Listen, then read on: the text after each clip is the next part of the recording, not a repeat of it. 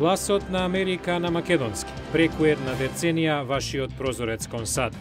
А сега, директно од студиото во Вашингтон. Добро вечер. Го гледате ТВ журналот Newsflash на Гласот на Америка на македонски јазик. Јас сум Лилица Китановска. Израел станува се поизолиран на Блискиот исток. Ова е оценка на американскиот секретар за одбрана Леон Панета, кој сугерира потези што израелците треба да ги направат да го променат трендот. Со ова ги започнуваме вестите. На пат кон Израел, прва посета откако е на оваа функција, Панета ова го изјави вчера, додавајќи дека израелските лидери мора да ги рестартираат преговорите со палестинците и да работат на повторно воспоставување релации со Египет и со Турција. Панета ќе има разговори со израелците и со палестинците, а потоа заминува за Брисел на средба на министрите за одбрана на НАТО. А од другите вести, Американскиот врховен суд денеска започнува нова сесија. Многу е веројатно дека ќе се зафати со неколку контроверзни случаи кои инволвираат федерални надлежности, ќе расправа за здравствената заштита, имиграциониот закон и афирмативната акција или квотите. Имиграцијата воопшто е контроверзно прашање во САД, особено стриктните закони што неодамна ги донесе Аризона. Како овој суд ќе одлучи по нив, ќе зависи каков ќе биде трендот во други сојузни држави во однос на имиграционата политика. Утринава во Стокхолм е објавена Нобеловата награда за медицина за 2011-та. Добитници се тројца научници за нивната работа што го збогатува разбирањето на имунолошкиот систем. Тоа се Брус Батлер од САД, Жулс Хофман од Луксембург и Ралф Стајнман од Канада. Првите двајца ќе поделат половина од $1,5 милион парична награда, додека Стајнман ќе добие другата половина. Ним им се дава кредит за работата што нуди нова перспектива за лекување на рак и други болести. Наредните денови ќе ги дознаеме добитниците на овие престижни награди во други области, а добитникот на Нобеловата награда за мир ќе биде објавен во петок. Повеќе од 700 протестанти на Wall Street беа уапсени во саботата навечер во Њу Јорк при нивниот обид да маршираат преку мостот Бруклин. Зошто бил протестот и што не им се допадна на властите, гледате понатаму. Демонстрантите на Окупирајте го Wall Street предизвикаа привремено затворање на мостот со собирот за кој велат дека е против корпоративната алчност, социјалната нееднаквост и други прашања. Една од учесничките што кажа само дека се вика Джанел вели: економијата се урива околу нас, луѓето гладуваат до смрт и народот нема работа. Прошетајте по улиците на Манхетан и ќе видите повеќе бездомници од што можете да замислите, а сепак алчноста на овие корпорации ве остава без зборови. Знаете дека сте работеле за она што тие го имаат и што го губат. Гледате дека постои погрешна представа дека ова што се случува за Америка е во ред, а не е. Тука сме да протестираме за човековите права, за она што го заслужуваме како човечки суштества. Изгледа тоа не се сваќа. Полицијата во Њу Јорк кажа дека апсењата уследиле кога некои од протестантите се одвоиле од пешачката лента и влегле на патот попречувајќи го сообраќајот.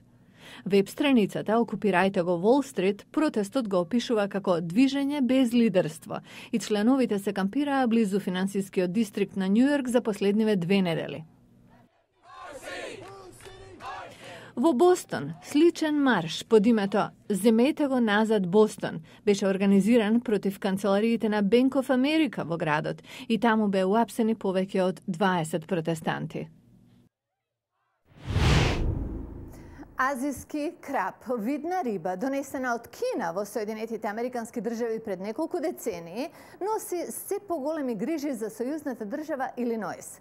Бројот на азиски краб во водите на оваа држава толку нарасна последниве години, што ги задушува другите видови риби кои се природни за ова поднебје. Во следниот прилог ќе видиме како државните власти се обидуваат да го решат проблемот и уште неколку други проблеми со тоа. Азискиот краб, што го има во реката Илинојс, е голема и бројна риба. Травис Лојд, заменик директор од одделот за природни ресурси на Илинојс, додава уште нешто. Тоа е грда риба. Готвачот Фелипе Парола од Луизијана не се согласува. Оваа риба е исто толку убава колку што е лососот или речната пастрамка или која било риба. Престанете да ја нарекувате грда, зошто не е? Без оглед на изгледот, Парола и негов колега готвач Тим Крихан, заедно со официјални лица од Илиноис, влегле во кампања за поттикнување на апетитот на јавноста за азиски краб. Вкусен е, пријатно ќе ви изненади кога ќе го пробате. Мораме да им покажеме на луѓето дека оваа риба е вкусна. Оваа риба може да се подготви и служи на многу начини. Азискиот краб многу се јаде во Кина, но во САД го избегнуваат, зашто го мешаат со обичниот краб, кој се храни од дното и многу ми наверуваат дека е контаминиран со загадувачи меѓу кои и жива. Но азискиот краб воопшто не е краб. Се храни со планктон и алги близу до површината на реки и езера. Затоа често се гледаат овие риби како скокаат од вода. Друга причина што американците го избегнуваат е што има многу коски. Тешко се сече на парчиња и заради тоа тешко се продава на рибни пазари. Крихан вели, ако се свари, коските лесно се делат и потоа може да се пакува како сакате. Но најдобрата страна според него е што оваа риба е ефтина. Травис Лојд се надева дека поголемото конзумирање на азиски краб ќе донесе намалување на притисокот врз другите риби од езерата и реките, но и нешто друго. Ова може да донесе многу работни места, може да го врати во Илиноис комерцијалниот риболов, може да помогне во снабдување на банките за храна што ги снабдуваат гладните, или да оди за исхрана во училиштата, затвори такви системи. Може, но може да треба и време американците да се навикнат на азискиот краб. Една идеја е да се промени името во Сребреноперка. Водачите на кампањата велат ако ова успее, на рибата може да ја даде нов имидж. Сите ги знаат сликите на Мерлин Монро и Мао Цетунг на Енди Ворхол. Гледајте на утре. Newsflash ќе ви покаже нешто што малкумина го виделе со негов потпис сега во Вашингтон. Утре во Newsflash, Енди Ворхол, 2 изложби за помалку позната страна на уметникот.